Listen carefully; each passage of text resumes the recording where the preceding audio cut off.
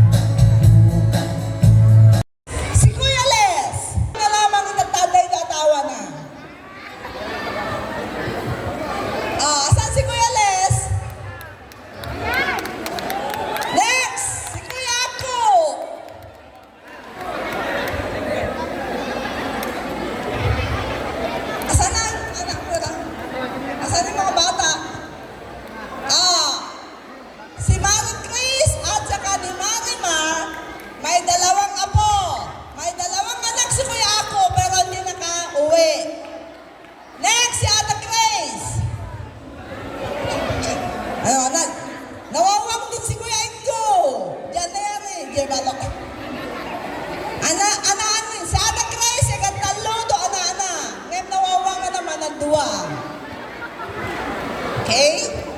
Next, sakam nga na Meka Lima. Hindi ka na. Atawa, gawe anako. Isumunod, si Unyor. Kaso lang, amen ay tamabantay ni Bobby. Bago na ganain, layaan na, may nanakangay. Di atawa na, si Jocelyn, ana na to dua. Okay? Next, si Ope. Asan si Ope? Limempe ka doon na matakisan na. Ano Jen Jen? Ikaduwa, ang mundo na labang. Ananas, Kyla. Yaya lamang ni Ega. Next, si Dante, kaso nalikog na, Jela pa ana-ana. Ibunso, si Allen, Ega kapulo na. Diba?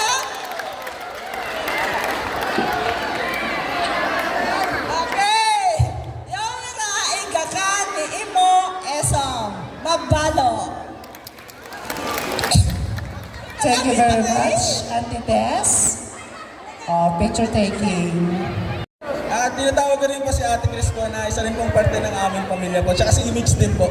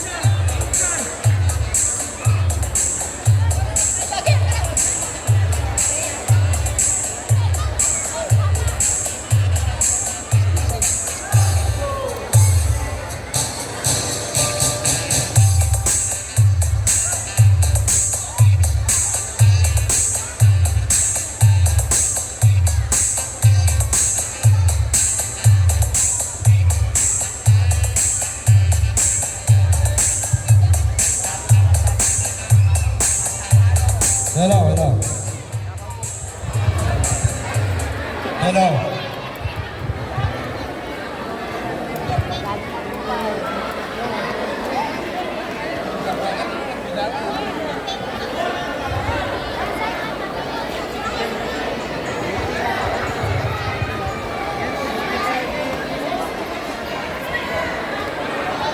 And Mrs.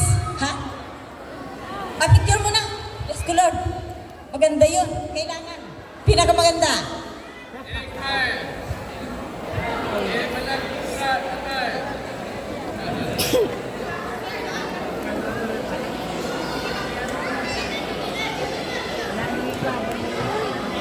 Okay, ang Paris.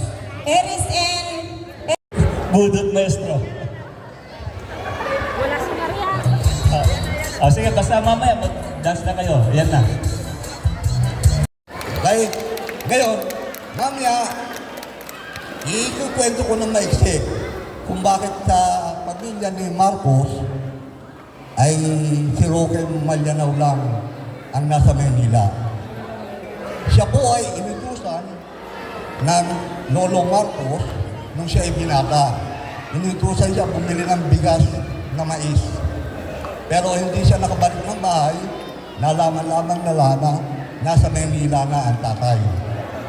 Binata pa siya, wala siyang hindi niya alam kung nasaan yung Manila. Wala siyang basta tumakas siya.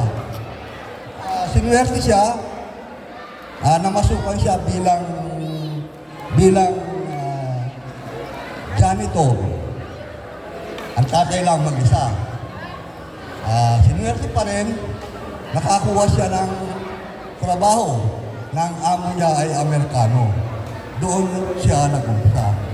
Hanggat kami ay pinanganak sa Manila